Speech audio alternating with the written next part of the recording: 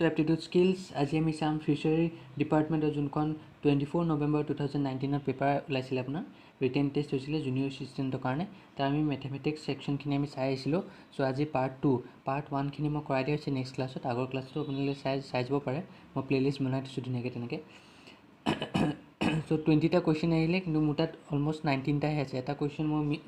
মই পোৱা নাই এতিয়ালৈকে, ঠিক আছে। চ' আমি আগতে 10টা কুৱেশ্যন কৰিলোঁ। এতিয়া আমি কুৱেশ্যন নম্বৰ 11ৰ পৰা ষ্টাৰ্ট কৰিম, আৰু ভিডিঅ'টো শেষলৈকে চাব, তেতিয়াহে আপোনালোকে ভালকৈ বুজি পাব। আৰু যদি আপোনালোকে আছাম গভৰ্ণমেণ্টৰ কাৰণে পঢ়ি আছে, নতুন যিখিনি ৰিক্ৰুইটমেণ্ট ওলাইছিলে 2020, চ' এইখিনিৰ কাৰণে এইখন পেপাৰ মষ্ট ইম্পৰ্টেণ্ট হয়, কাৰণ এইখন 2019ত ওলাইছিলে, ঠিক আছে। চ' সেইকাৰণে এইখন ভালকৈ মন দি চাব। তো ষ্টাৰ্ট কৰা হওক ভিডিঅ'টো। চ' ফাৰ্ষ্ট কুৱেশ্যন কি দিয়া আছে, a batsman makes a score of 87 run in the 17th inning and does increases his average by 3। Find his average after 17 inning, ঠিক আছে। চ' বেটছমেন এটাই কি কৰিলে, সি মানে ইনিংছ খেলি আছে। ইনিংছ খেলি সি 17 নম্বৰ ইনিংছত 87 ৰান বনালে, আৰু 87 ৰান বনাওঁতে তাৰ এভাৰেজটো ইনক্ৰিজ হ'ল 3+3 ইনক্ৰিজ হৈ গ'ল। তো কুৱেশ্যনটো মতে কি হয়, সি 16 ইনিংছলৈকে সি খেলি আছিলে। তাৰপিছত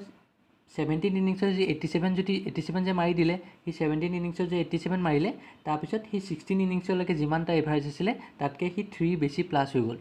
বুজি পালে? মানে আপোনাৰ কুৱেশ্যনটো এনেকৈ দিয়া হৈছে, find his average after 17 innings. মই লৈ লৈছোঁ যে 17 ইনিংছৰ এভাৰেজটো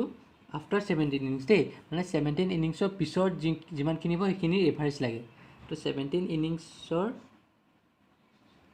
আফটাৰ 17 ইনিংছ, ঠিক আছে। আফটাৰ 17 ইনিংছ তাৰ এভাৰেজটো আমি লৈ লৈছোঁ এক্স, ঠিক আছে। তাৰ এভাৰেজটো আমি লৈ ল'লোঁ এক্স। আমাক 17 ইনিংছৰ পিছৰখিনি উলিয়াব দিছে, চ' আমি পিছৰখিনি লৈ লৈছোঁ যে এক্স, ঠিক আছে। তো আফটাৰ 17 ইনিংছৰ এভাৰেজ যদি এক্স হয়, তো আমি এভাৰেজটো কেনেকৈ লিখিব পাৰোঁ, ছাম অফ ইনিংছ আফটাৰ 17, হয় নাই। 17ৰ পিছত যিমানখিনি ইনিংছ খেলিছিলে গোটেইখিনি প্লাছ কৰি দিলোঁ, ডিভাইড বাই 17 হ'ব, হয় নাই, ইকুৱেল টু এক্স।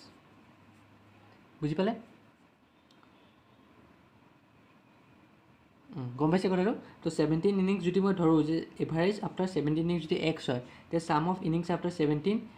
বা 17 ডিভাইড বাই 17 ইকুৱেল এক্স। চ' এইটো আপুনি পিছত লিখিলে হ'ব, এইটো আপুনি এতিয়া লিখিব নালাগে, এইটো মই পিছত লিখাই দিম, ঠিক আছে। এইটো মই লিখাই দিম পিছত। চ' এতিয়া আপুনি জাষ্ট ধৰি লওক যে আফটাৰ 17 ইনিংছ তাৰ এভাৰেজটো এক্স হ'ল, ঠিক আছে। তাৰপিছত কুৱেশ্যনটো মতে কি দিয়া হৈছে, যে 16th ইনিংছলৈকে সি ঠিকে আছিল, 16 ইনিংছলৈকে সি খেলি আছিলে। 16 ইনিংছত মানে কি হয়, চৰি বুজাই দিওঁ ভালকৈ। 17th ইনিংছত সি কিমান মাৰে, 87 ৰান, হয় নাই। তো 17 ইনিংছত সি যে 87 ৰান মাৰিলে, তাৰ এভাৰেজটো কি হ'ল, ইনক্ৰিজ হ'ল 6-3কৈ। তো 17 ইনিংছত এই 87 ৰান মৰাৰ কাৰণে, তো আপ টু 17 ইনিংছত কিমান হ'ব, তাৰ 16th ইনিংছ প্লাছ 3 হ'ল, হয় নাই। চাওক, average after 17 innings equal to average after 16 ইনিংছলৈকে। চ' এভাৰেজ যিমান আছিলে 16 ইনিংছলৈকে প্লাছ 3 হৈ গ'ল। বুজি পালে কথাটো? সেইটোৱে কুৱেশ্যনটোত কৈছে যে 17 ইনিংছত সি 87 ৰান বনালে। তো 17 ইনিংছলৈকে টোটেল 1ৰ পৰা 17লৈকে সি যিমান ইনিংছ খেলিলে, তো টোটেলখিনি কি হ'ব, সেইটো ইকুৱেল টু 16th ইনিংছলৈকে সি যিমান খেলিছিলে, ঠিক আছে। 16 ইনিংছলৈ যিমান খেলিছিলে সেইখিনি তাৰ এভাৰেজটো plus average of 16 innings plus 3 হৈ যাব, মানে এভাৰেজটো ইনক্ৰিজ হৈ গ'ল 3তকৈ। এই 16 ইনিংছলৈ ধৰি লওক, মই আপোনাৰ জাষ্ট এজিউম কৰিছোঁ যে 16th ইনিংছলৈকে তাৰ এভাৰেজটো আছিলে 30। তো সি যদি 87 ৰান 17 ইনিংছত বনাই দিলে, তেতিয়া তাৰ 17 ইনিংছলৈ কি হৈ গ'ল, তাৰ এভাৰেজটো 30 + 3 হৈ গ'ল, মানে 3 বেছি হৈ যাব। বুজি পালে? সেইটোৱে আমাক কুৱেশ্যনটো দিছে। ত' আমাক সুধিছে যে এভাৰেজ আফটাৰ 17 ইনিংছৰ আফটাৰ কিমান হ'ব। তো এভাৰেজ 17 ইনিংছৰ এভাৰেজ কিমান হ'ল, 16 ইনিংছ প্লাছ 3 হ'ল। তো এভাৰেজ 17 ইনিংছ কেনেকৈ লিখিম আমি, 17 এক্স, কাৰণ এইটো এভাৰেজ আছিলে এক্স, তো আমি 17 এক্স লিখিব পাৰোঁ, ইকুৱেল টু, আৰু 16 ইনিংছত এভাৰেজটো কেনেকৈ লিখিম আমি, 16 ইনিংছৰ এভাৰেজটো sum of 16 innings divide by 16 equal to, হয় নাই, sum of 16 innings divide by 16 আৰু প্লাছ 3 এটা থাকিলে হ'ল। তো এতিয়া 16 ইনিংছলৈকে এভাৰেজটো আমি কেনেকৈ উলিয়াম, ছাম কেনেকৈ উলিয়াম, 1ৰ পৰা সি কিমান মাৰিছিলে 16 ইনিংছলৈ কেনেকৈ উলিয়াম আমি।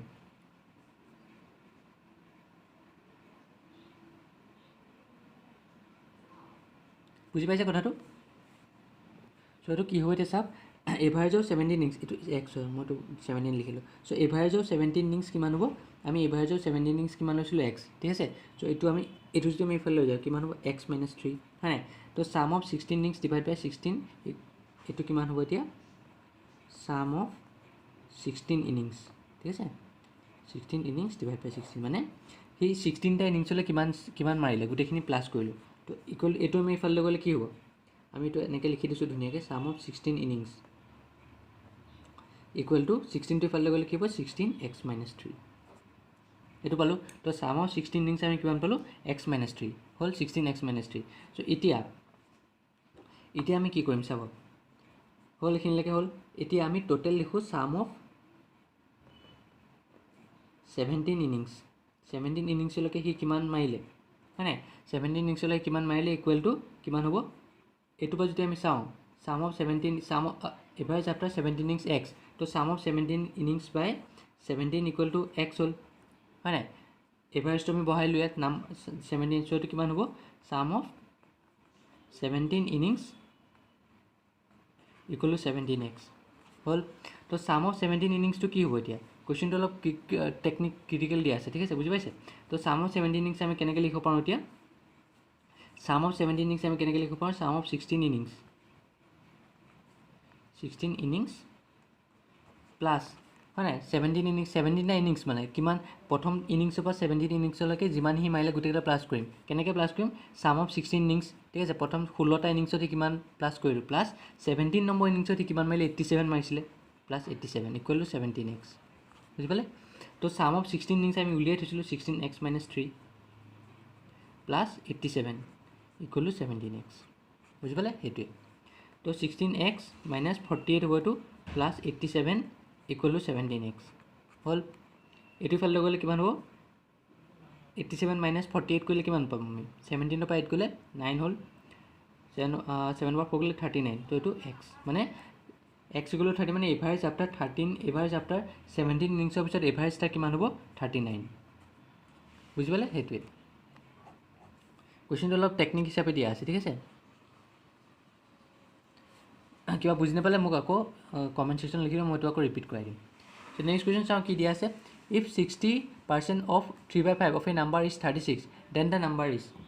তো 60% of 3/5 of a number is 36 মানে অফ এ নাম্বাৰ মানে এটা নাম্বাৰৰ 60% of 3/5 of a number so' the number is the number আমি লৈ লওঁ let the number be x হ'ল কুৱেশ্যনৰ মতে কি হ'ব 60% অফ মানে হ'ল মাল্টিপ্লাই 3/5 ইয়াৰ অফ মানে হ'ল ইনটু নাম্বাৰটো 3/5 অফ এ নাম্বাৰ 3/5 ইনটু হ'ল নাম্বাৰটো কি লৈছিলোঁ এক্স ইকুৱেল টু 36 ইজ মানে হ'ল ইকুৱেল টু 36 বুজি পালে এতিয়া চল্ভ কৰি দিলে হ'ল 60/100 into 3/5 into x equal to 36 হ'ল 0 0 কেঞ্চেল হ'ল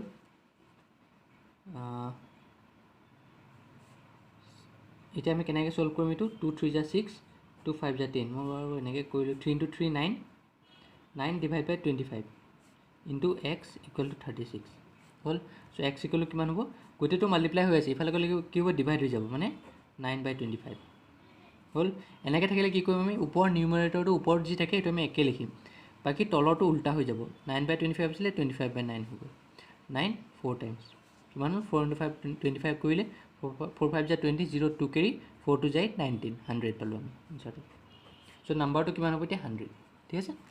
চ' নেক্সট কুৱেশ্যনটো চাওঁ কি দিয়া আছে a student has to obtain 33% of the total mark to pass so' ষ্টুডেণ্টটোৱে কিমান পাব লাগিব 33% টোটেল মাৰ্কটো পাব লাগিব পাছ কৰিবলৈ he got 125 marks and fail by 40 marks তাৰ মেক্সিমাম মাৰ্ক ইজ মেক্সিমাম মানে টোটেল মাৰ্ক কিমান আছিলে সুধিছে চ' টোটেল মাৰ্ক ধৰি লওঁ টোটেল মাৰ্ক বা মেক্সিমাম মাৰ্ক আমি ধৰি লওঁ যে এক্স আছিলে হ'ল টোটেল মাৰ্কছ এক্স আছিলে এতিয়া সি কি কৈছে যে সি 125 মাৰ্কছ পাইছে কিন্তু সি ফেইল কৰিলে 40 মাৰ্কছ মানে চ' পাছ মাৰ্ক কিমান হ'ব লাগিব পাছ মাৰ্ক কিমান হ'ব লাগিব সি 125 মাৰ্কছ পালে 125 মাৰ্কছ পালে কিন্তু সি 40 মাৰ্ক দি ফেইল কৰিলে চ' 40 মাৰ্কছ দি সি ফেইল কৰিলে মানে 40 মাৰ্ক সি কম পালে পাছ কৰিবলৈ চ' কিমান হ'ব 125 প্লাছ 40 কৰিব লাগিব তেতিয়াহে আমি পাছ মাৰ্কটো পাম চ' 5 হ'ল 165 মানে সি 165 পাছ মাৰ্ক আছিলে তো সি 125 মাৰ্কছ পালে আৰু 40 মাৰ্ক কমকৈ পালে সেইকাৰণে সি ফেইল কৰিলে ঠিক আছে চ' পাছ মাৰ্ক ইকুৱেল 165 এতিয়া আমাক সুধিছে যে এতিয়া মই কুৱেশ্যনটো কৈছোঁ যে 33% বা টোটেল মাৰ্কটো 5 মাৰ্ক হয় নাই চ' 33% অফ টোটেল মাৰ্ক 33% বা টোটেল মাৰ্ক কিমান হ'ব এইটো 5 মাৰ্ক হ'ব হ'ল চ' 33% টোটেল মাৰ্ক কিমান হ'ব 33/100 অফ মানে হ'ল ইনটু টোটেল মাৰ্ক কিমান লৈছিলোঁ x ইকুৱেল টু 5 মাৰ্ক আমি কিমান পাইছিলোঁ 165 বহাই দিলে হ'ল ঠিক আছে তো এতিয়া x ইকুৱেল টু কিমান হ'ব এইটো মাল্টিপ্লাই হৈ আছে ইফালে গ'লে কি হ'ব ডিভাইড হৈ যাব 165 ডিভাইড বাই 33/100 এইটো আমি কেনেকৈ ছল্ভ কৰিম ওপৰ নিউমেৰেটৰটো একেই থাকিব ওপৰত যি থাকে ইনটু 100/33 হ'ব হ'ল আৰু 33 5 টাইমছ কৰিলে আমি 165 পাম চ' 5 × 100 500 চ' টোটেল মাৰ্কছটো কিমান আছিলে 500 বুজি পালে টান নহয় বেছিকৈ চ' চিম্পল হয় চ' নেক্সট কুৱেশ্যনটোলৈ একবাৰ কি দিয়া আছে An aeroplane covers a certain distance at a speed of 240 km/h in 5 hours. To cover the same distance in 1 hour 40 minutes, how it must travel at a speed of. তো কৈছে যে এৰোপ্লেনখনে 240 km/h স্পীডত গৈছে আৰু 5 ঘণ্টা লাগিছে এটা ডিষ্টেঞ্চ কভাৰ কৰিবলৈ ডিষ্টেঞ্চটো আমাক দিয়া নাই এতিয়া আমাক সুধিছে যে সেই ডিষ্টেঞ্চটোৱে 1 hour 40 minutes কভাৰ কৰিবলৈ কিমান স্পীডত সি যাব লাগিব এৰোপ্লেনখন ঠিক আছে তো ফাৰ্ষ্ট আমি চাওক ইয়াত km/h আছে ইয়াত আৱাৰ আছে চ' আমি এইটো ফাৰ্ষ্ট টাইমটোতো আৱাৰলৈ কনভাৰ্ট কৰি ল'ম ঠিক আছে 1 hour 40 minutes এইটো আমি কেনেকৈ কনভাৰ্ট কৰিম এইটো 1 hour প্লাছ 40 minutes হয় নাই চ' 40 minutes ইকুৱেল টু কিমান হয় তো 60 minutes ইকুৱেল টু যদি মই 1 hour লওঁ 60 minutes 1 hour 1 minute equal to কিমান হ'ব 1/60 hour আৰু 40 minutes ইকুৱেল টু কিমান হ'ব 1/60 × 40 তো 0 0 কেঞ্চেল হ'ল 2 2 4 2 3 6 মানে 2/3 hour চ' টোটেল এতিয়া কিমান হ'ব 1 hour প্লাছ 2/3 hour চ' 1 প্লাছ এইটো আমি কেনেকৈ লিখিব পাৰোঁ 1 প্লাছ 2/3 hour কিমান হ'বতো এলচিএম লৈ ল'লে 3 3 প্লাছ 2 hour মানে 5/3 hour হ'ল চ' এতিয়া ফাৰ্ষ্ট কি দিয়া আছিলে ফাৰ্ষ্ট আমি এইখিনিৰ পৰা এইখিনিলৈকে কৰিম ডিষ্টেঞ্চটো আমি উলিয়াই ল'ম কাৰণ আমাক ডিষ্টেঞ্চ দিয়া নাই চ' ইয়াৰ পৰা আমি উলিয়াই ল'ম চ' স্পীড কিমান দিছিলে স্পীড ইকুৱেল টু 240 km/h আৰু time equal to 5 hours so' distance equal to কিমান হ'ব distance equal to speed into time হয় নাই স্পীড ইনটু টাইম হ'ব তো স্পীড ইনটু টাইম ডিষ্টেঞ্চ কৰাৰ লগে কি হ'ব স্পীড হ'ব 240 আৰু টাইম হ'ব 5 কিমান হ'ব 0 2 1200 km চ' ডিষ্টেঞ্চ পাই গ'লোঁ এতিয়া আমাক ডিষ্টেঞ্চ পাই গ'লোঁ নেক্সট আমাক কি দিছে যে টাইম কিমান দিয়া আছিলে 1 hour 40 minutes দিয়া আছিলে কিমান 5/3 hour 5/3 hour দিয়া আছে আৰু ডিষ্টেঞ্চটো আমি উলিয়ালোঁ 1200 km চ' আমাক স্পীডটো লাগে স্পীড ইকুৱেল টু কিমান হ'ব ডিষ্টেঞ্চ বাই টাইম তো ডিষ্টেঞ্চ কিমান হ'ল 1200 আৰু টাইম কিমান হ'ল 5/3 এইটো চল্ভ আমি কেনেকৈ মই আগতো কৈছোঁ ওপৰত যি থাকে এইটো একেই থৈ দিব বাকী তলৰটো উল্টা হৈ যাব 3/5 5 to 10 25 4 10 240 মানে 240 × 3 পালোঁ কিমান পাম আমি 12 1 3 720 km/h বুজি পালে সেই স্পীডটো চ' 1 hour 40 minutes যাবলৈ এৰোপ্লেনখনে কিমান স্পীডত যাব লাগিব 720 km/h 1200 ডিষ্টেঞ্চ কভাৰ কৰিবলৈ ঠিক আছে তো 720 km/h বুজি পালে চ' নেক্সট কুৱেশ্যনটো ট্ৰাই কৰোঁ কি দিয়া আছে in an election between two candidates ঠিক আছে ইলেকশ্যন এটা লাগিছে দুটা কেণ্ডিডেটৰ মাজত চ' 55% total valid votes 20% votes invalid মানে যিমান টোটেল ভোট আছিলে তাৰপৰা 20% ইনভেলিড হয় 20% আমি ধৰিব নোৱাৰোঁ ঠিক আছে যদি টোটেল ভোটটো 7500 আছিলে the number of valid votes other than the candidate got was যদি টোটেল নাম্বাৰ অফ ভোটছটো 7500 আছিলে তেতিয়া এই ইটো কেণ্ডিডেটে কিমান ভোট পালে প্ৰথমটোতো 55% পালে নেক্সট কেণ্ডিডেটে কিমান ভোট পালে চ' চাওক টোটেল নাম্বাৰ অফ ভোটছ কিমান দিয়া আছিলে 7500 হয় নাই তো ইয়াৰ পৰা এতিয়া আমাক কি কৈছে চাওক 20% ভোটটো ইনভেলিড হয় নাই 20% ভোটটো যদি ইনভেলিড হয় ইনভেলিড ভোট কিমান দিয়া আছিলে ইনভেলিড ভোট 20% হয় নাই আৰু ভেলিড ভোটছ কিমান দিয়া আছিলে ভেলিড ভোট দিয়া নাই ন চ' এতিয়া ইনভেলিড যে 20% হ'ল এতিয়া ভেলিড ভোটছ কিমানখিনি হ'ব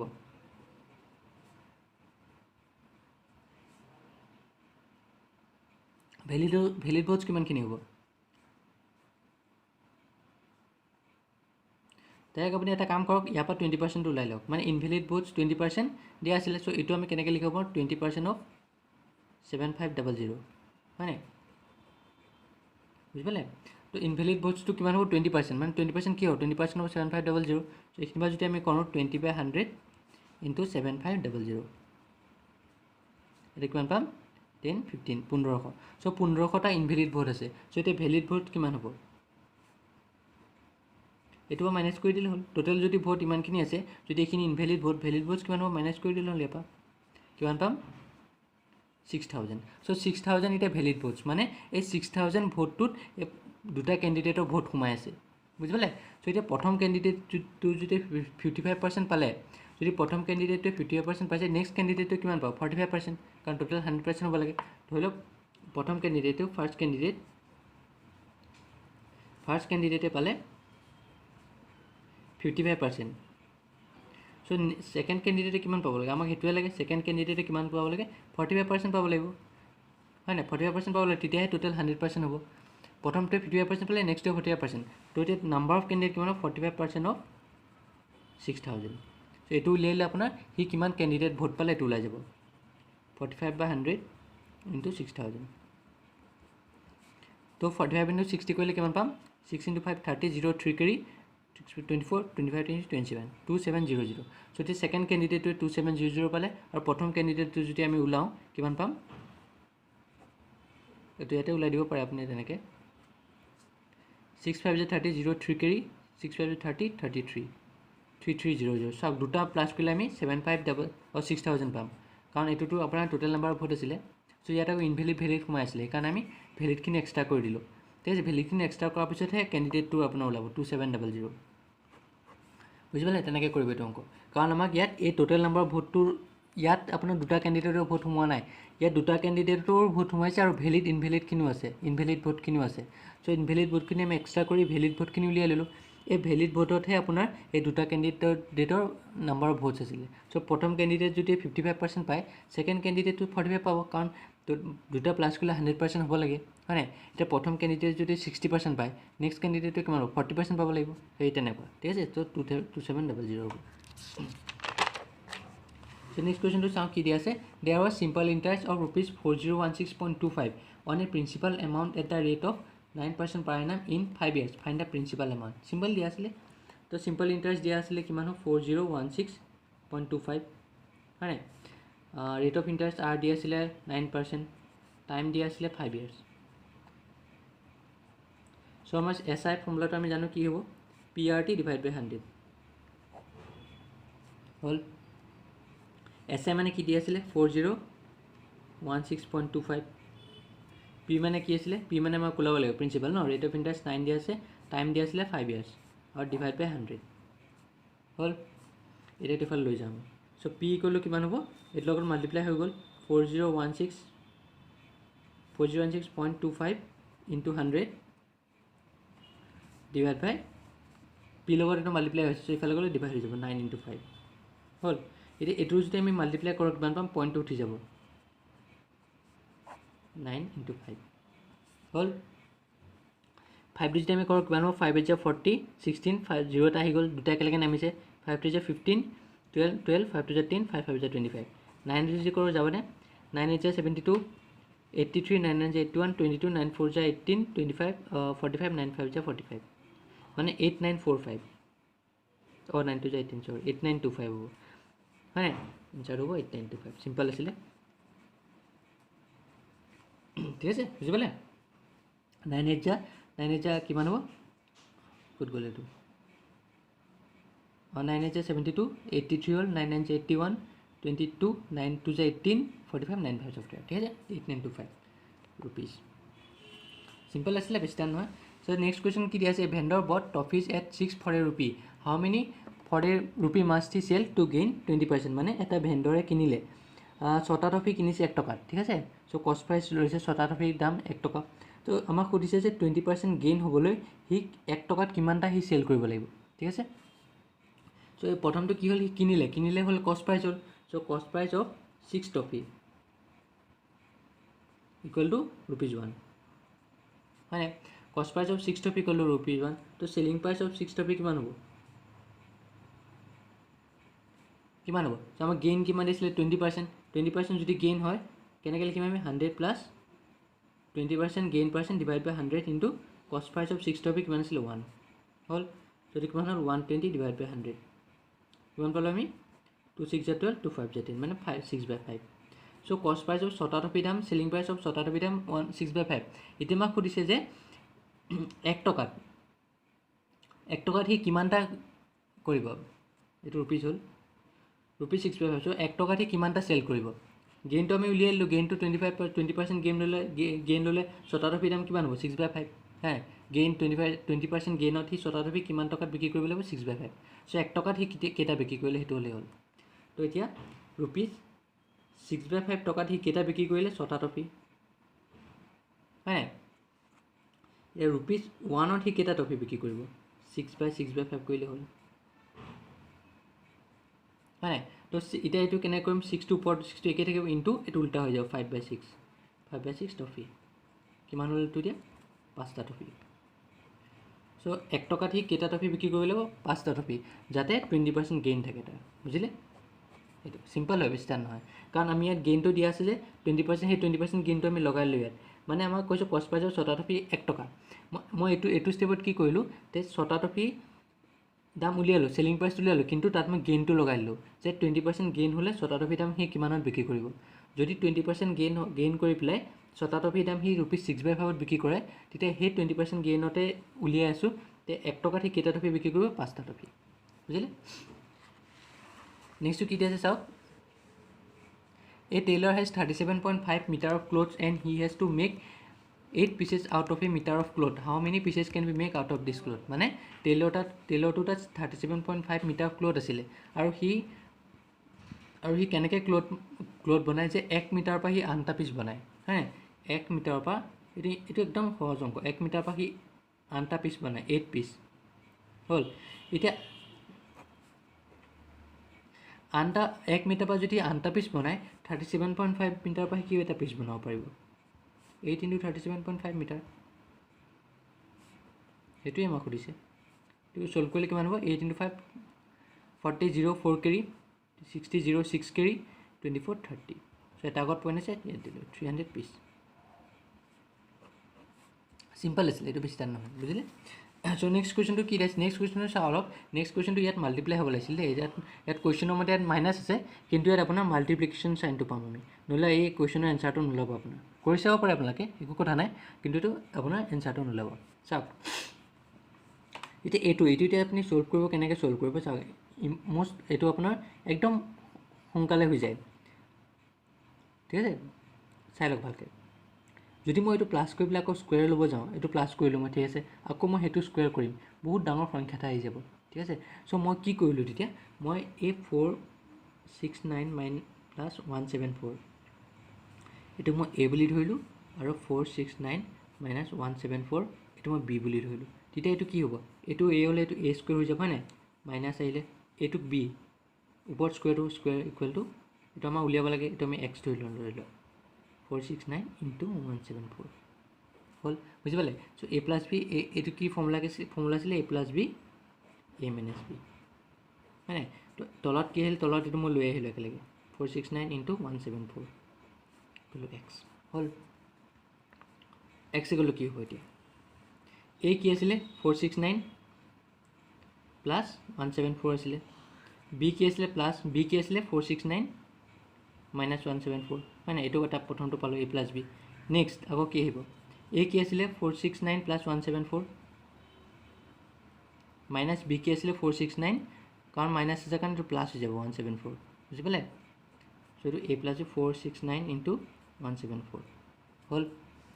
তো এতিয়া মই চাও কি কৰিম চাওক একো মই প্লাস নকৰি পেলাই মই এনসাৰটো উলিয়াই দিম কেনেকৈ চাব এতিয়া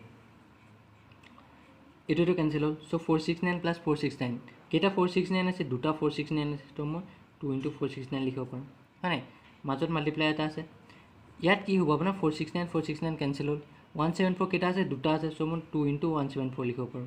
হয় তলত কি আছে 469 * 174 সো এই 469 ক্যান্সেল হল 174 ক্যান্সেল হল 2 * 2 4 পালো আনসার বুঝলে সিম্পল আছে এই পার্টখিনি আপুনি কৰিব নালাগে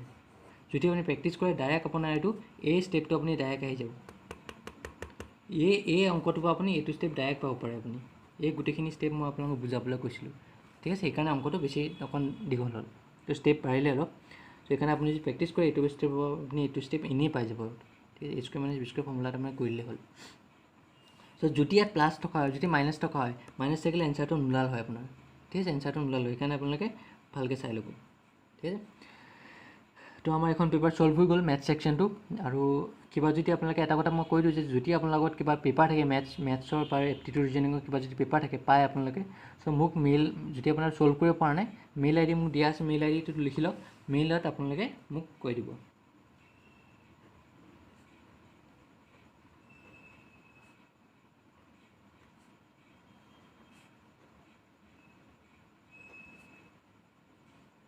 এইটো মেইল আই ডি, এই মেইল আই ডিটোত আপোনালোকে মোক মেইল কৰি দিব, পেপাৰখন মেইল কৰি দিব, তেতিয়া মই এখন এনেকৈ ভিডিঅ' বনাই মই ধুনীয়াকৈ ছল্ভ কৰাই দিম। ঠিক আছে, তো কিবা বুজি নাপালে মোক জনাব আৰু প্ৰেক্টিছ কৰি থাকক, কাৰণ এক্সামবোৰতো হ'বই চাগে। এইটো বছৰ নহ'লেও নেক্সট ইয়েৰ হ'বই, খুব প্ৰবলি এইটো বছৰ হ'ব লাগে, নৱেম্বৰ ডিচেম্বৰ হৈ যাব লাগে আপোনালোকৰ এক্সাম। চ' তেনেকৈ নৱেম্বৰ ডিচেম্বৰ আছে বুলি আপোনালোকে প্ৰেক্টিছ কৰি থাকক। তো প্ৰব্লেম পালে মোক জনাব, আৰু মোৰ চেনেলটো লাইক ছাবস্ক্ৰাইব আৰু শ্বেয়াৰ কৰিবলৈ নাপাহৰিব, আৰু বেল আইকনত ক্লিক কৰি দিয়ক, যাতে মই যেতিয়া নতুন ভিডিঅ' আপলোড দিওঁ আপোনাৰ ন'টিফিকেশ্যন পাই যায়। চ' থেংকছ।